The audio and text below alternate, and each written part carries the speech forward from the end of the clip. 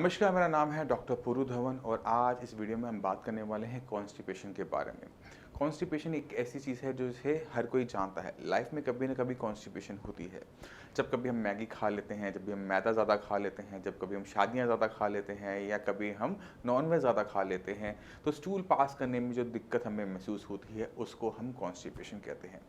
अब कॉन्स्टिपेशन अगर आपको कभी-कभार होती है, कोई दिक्कत नहीं, मगर अगर कॉन्स्टिपेशन आपको डेली बनी रहती है, आज इस वीडियो में हम बात करने वाले हैं कॉन्स्टिपेशन के बारे में कि कॉन्स्टिपेशन की कितनी टाइप होती हैं। कॉन्स्टिपेशन में अगर आपको पेन हो रहा है तो उसका मतलब क्या होता है, पेन कहाँ हो रहा है तो उसका मतलब क्या होता है, तो इन सबको इस वीडियो में हम डिस्कस करने वाले हैं। कॉन्स्टिपेशन यानी आपको स्टूल पास करने में दिक्कत होना। अभी दिक्कत 2 टाइप की होती है। अगर स्टूल आपका हार्ड आ रहा है, तो वो अलग है। स्टूल अगर आपको सॉफ्ट आता है, चिकनाई के साथ आता है, आपको अर्ज होती है, आप वॉशरूम जाते हैं बट उसे पास नहीं कर पाते, अलग दिक्कत। ये 2 टाइप की कॉन्स्टिपेशन हो गई ना, एक ड्राई कॉन्स्टिपेशन हो गई, एक आपकी थोड़ी सी स्टूल सॉफ्ट वाली कॉन्स्टिपेशन हो गई। ये 2 टाइप की। अब इनके पीछे कारण अलग अलग है। स्टूल हार्ड तब होता है जब स्टूल के अंदर 2 चीज़ों की हमें कमी देखने को मिलती है। पहला है फाइबर, दूसरा है वाटर का कंटेंट। अगर उसमें वाटर होगा तो वो सॉफ्ट होगा और हमें आराम से पास हो जाएगा।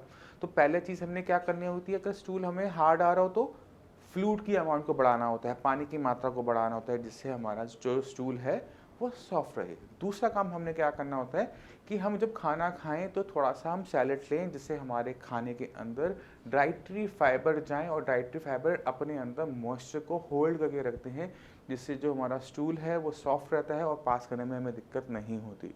इसके साथ साथ हम एक चीज़ का और इस्तेमाल कर सकते हैं, वो है मिल्क। मिल्क में फ़ैट होता है, क्रीम बनती है ना, मक्खन भी उसी से बनता है, तो उसमें फ़ैट होता है। अब ये ग्रीस की तरह काम करता है, हमारी लाइनिंग पे इंटेस्टाइन्स में लग जाता है और स्टूल को पास करने में हेल्प करता है। तो यानी हम मिल्क का यूज़ करते हुए, इसे लैक्सेटिव की तरह यूज़ करते हुए अपने स्टूल को सॉफ्ट कर सकते हैं। अब ये तो बहुत आसान है, ये तो हम रोज़ कर सकते हैं, तो बिल्कुल। अगर स्टूल आपका सॉफ्ट हो रहा है तो वो नॉन पैथोलॉजिकल होता है, इससे बहुत ज़्यादा दिक्कत नहीं होती। बस हमने अपने डाइट में थोड़े से चेंजेस करने होते हैं, जिससे हमारा जो स्टूल हार्ड आ रहा है वो सॉफ्ट हो जाए। तो कोई भी कॉन्स्टिपेशन का पेशेंट जिसका स्टूल हार्ड है, वो थोड़ी बहुत चेंजेस करके अपने डाइट के अंदर कभी तो फ्लाई ऐड कर कर, कभी दूध ऐड कर कर, कभी पानी की मात्रा बढ़ाकर, कभी सैलेड को बढ़ाकर इन सारी प्रॉब्लम से छुटकारा पा सकता है। आसान, कोई दवाई की ज़रूरत नहीं पड़ती मैक्सिमम केसेस के अंदर। अब चलते हैं दूसरे टाइप की कॉन्स्टिपेशन के अंदर, जिसके अंदर स्टूल चिकनाहट के साथ होता है या फिर थोड़ा थोड़ा कर कर आता है, या फिर हमेशा अर्ज बनी रहती है, भारीपन बना रहता है कि मुझे स्टूल पास करने जाना है, पर जाते हैं तो होता नहीं है। तो इस कंडीशन को हम कहते हैं कोलाइटिस। कोलाइटिस एक ऐसी बीमारी है जो ना जाने कितनी हज़ारों बीमारियों को जन्म दे देती है और आपको पता भी नहीं लगता। कोलाइटिस का जो शब्द है वो 2 अक्षरों से मिलके बना है, कोलोन और आइटिस। कोलोन मतलब हमारी आंतें, आइटिस मतलब सूजन। जब हमारी आंतों में सूजन आ जाती है तो हमारे को खाना पचाने में दिक्कत महसूस होती है। खाना पचने में जब दिक्कत होती है तो खाना लंबे टाइम तक हमारी आंतों में बना रहता है, वो आगे मूव नहीं कर पाता, क्योंकि आंतें जो होती हैं वो सांप की तरह हमेशा हिलती रहती हैं और खाने को, पचे हुए खाने को आगे की तरफ धकेलते हुए उसको बाहर, शरीर से बाहर निकालती है। तो इसकी ये जो मूवमेंट है ये कब होती है, जब वो ठीक होती है। अब सोचो कि आंतों में सूजन आ गई तो क्या होगा, हिल ही नहीं पाएंगी, हिलेंगे तो कम हिलेंगी, तो खाना जो है धकेल नहीं पाते। आपने जो खाना खाया आंतों में है, वो अगर धकेल नहीं पाएगा तो क्या होगा, लंबे टाइम तक हमारी आंतों में वो पड़ा रहेगा। अब कोई लैट्रिन स्टूल आपकी आंतों में बना रहेगा, भरा रहेगा, तो क्या होगा, सड़ेगा, गैस बनाएगा। अब वो गैस कहाँ भरेगी, हमारे आंतों में भर जाती है। आंतें क्योंकि गुब्बारे की तरह होती है, अब जो उसमें गैस भर गई तो क्या होगा, यहाँ यहाँ कहीं ना कहीं दर्द बना रहेगा, भारी भारी मीठापन, ठीक है। अब क्योंकि वहाँ पे स्टूल है, पास करने में दिक्कत होती है भाई, पेट में अगर स्टूल भरा रहेगा भारीपन तो बनेगा, आप पास करने जाते हो और वो पास हो नहीं पाता, क्योंकि उसकी पैरास्टेलिक मूवमेंट नहीं हो रही, खाना आगे की तरफ धकेला नहीं जा पा रहा, क्योंकि आंतों में सूजन है। तो इस आंतों की सूजन से हमारे सबसे पहली दिक्कत क्या महसूस होती है, भारीपन। अब यहाँ पे भारीपन है तो यहाँ पर भी भारीपन आने में देर नहीं लगाता। क्यों, क्योंकि आपको मुझे सेंसेशन बनी रहती है, मुझे पेट साफ करने जाना है, और जब जाते हो तो होता नहीं है। तो सबसे दूसरा असर है हमारे ब्रेन पे पड़ना शुरू होता है।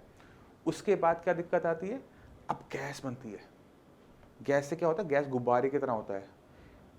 अब हमारे यहाँ पर एक डायफ्राम होता है ना, लंग्स के जस्ट नीचे। अब नीचे से प्रेशर बना, ऊपर भी प्रेशर बनना शुरू होता है और आपको क्या महसूस होता है कि गर्दन के पीछे दर्द, आधा सिर दर्द, भीनी भीनी चक्कर। अभी आपको लग रहा है कि आपके सिर में दर्द हो रहा है, आपकी आंखों में कोई दिक्कत है, आपको ऐसा लग रहा है कि मुझे घबराहट हो रही है, मुझे कोई दिल का दौरा पड़ने वाला है, बट दिक्कत कहाँ है? गैस की। और गैस क्यों है? क्योंकि हमारे आंतों में सूजन है। क्यों? क्योंकि वहाँ पे जो खाना जो हमने कल खाया था वो आज भी पड़ा हुआ है, क्योंकि हमारा पेट पूरा साफ नहीं हुआ। अब समझ में आई एक बीमारी कैसे हजारों बीमारियों को बना देती है। अब चलते हैं कैसे वो डायबिटीज को जनरेट करती है। आपने खाना खाया, खाना खाने से पहले शुगर आपकी नॉर्मल, खाना खाने के बाद आपकी जो पीपी की शुगर है वो बढ़कर आएगी। क्यों आएगी उसको समझने की कोशिश करेंगे। खाना आपने खाया, आंतों में गया, उसको पचने में टाइम लग रहा है, डाइजेस्ट नहीं हो पा रहा, क्योंकि आंतें उसको पूरा जो हमारा मेटाबॉलिज्म है ढंग से उसे डाइजेस्ट नहीं कर पा रहा। जब उसे डाइजेस्ट नहीं कर पाएगा तो क्या होगा कि वो लंबे टाइम तक पड़ा रहेगा और लंबे टाइम तक उसमें से चीज़ें निकल के हमारे ब्लड में आती रहेगी। तो फास्टिंग शुगर आप सुबह की देखेंगे नॉर्मल आएगी, पीपी 1.5 घंटे बाद देखेंगे कि ये तो बढ़कर आ रही है। तो हमें क्या देखने को मिलता है कि पीपी पेशेंट के अंदर शुगर डेवलप होनी शुरू हो जाती है, डायबिटीज आनी शुरू हो जाती है। दूसरी दिक्कत। अब चलते हैं तीसरी दिक्कत के ऊपर, थकावट।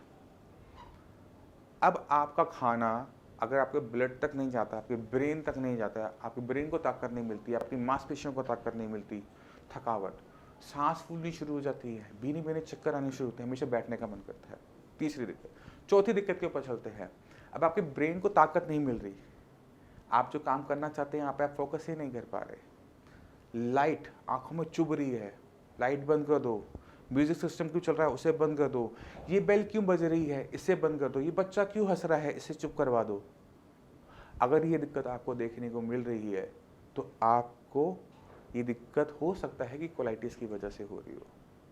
आज तक आप उसे इग्नोर करते आए थे, अब से इग्नोर नहीं करोगे। अब चलते हैं अपनी नेक्स्ट दिक्कत के ऊपर जो कि कोलाइटिस की वजह से हो सकती है, गुस्सा।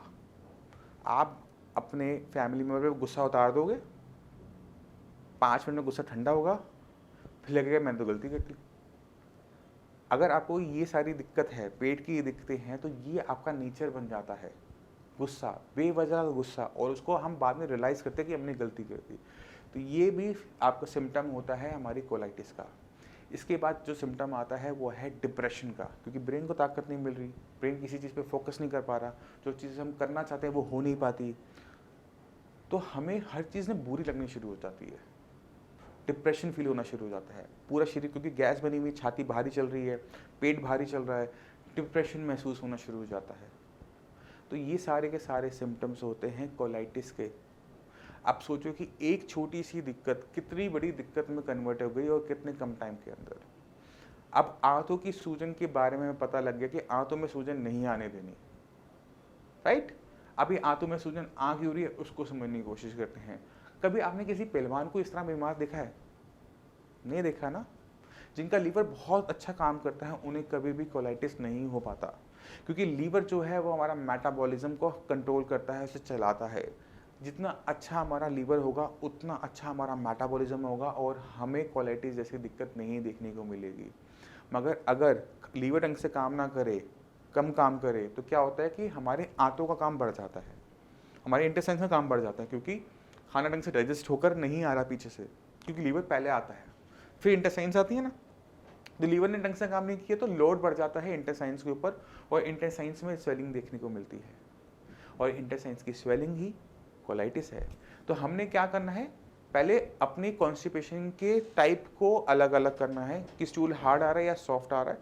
अगर सॉफ्ट आ रहा है तो हमने जो सिम्टम अभी आपको इतने सारे बताएं उससे जज करना है कि ये सिम्टम मेरी बॉडी में नहीं है तो नहीं। अगर ये सिम्टम में से एक सिम्टम भी आपको अपनी बॉडी के अंदर मिल जाता है, स्टूल आपको दिन में मल्टीपल टाइम जाना पड़ता है, थोड़ा थोड़ा होता है, आपको उसमें चिकनाहट महसूस होती है, और जो सिम्टम बताएं उनमें से एक भी सिम्टम मिलता है तो आपको कोलाइटिस हो सकता है। और कोलाइटिस खाने पीने को बदलने से ठीक नहीं होता, उसकी थोड़ी सी मेडिसिन की ज़रूरत होती है, थोड़े से ध्यान रखने की ज़रूरत होती है, जो कि बहुत आराम से बहुत तेज़ी से हो जाता है। मैं उम्मीद करता हूँ इस वीडियो से कॉन्स्टिपेशन की टाइप को आप समझ गए होंगे, उस कॉन्स्टिपेशन से होने वाले सिम्टम को समझ गए होंगे। फिर भी आपके माइंड में कोई भी डाउट हो, कुछ भी पूछना चाहते हो, तो नीचे दिए नंबर पर कॉल कर श्रेयास के डॉक्टर से आप फ्री ऑफ कॉस्ट कंसल्टेशन ले सकते हैं। आप अपॉइंटमेंट लेकर हमसे भी आकर मिल सकते हैं। अब इसी के साथ आपसे भी चलने की आगे चाहूँगा। मिलते हैं अगली वीडियो में, तब तक के लिए नमस्कार।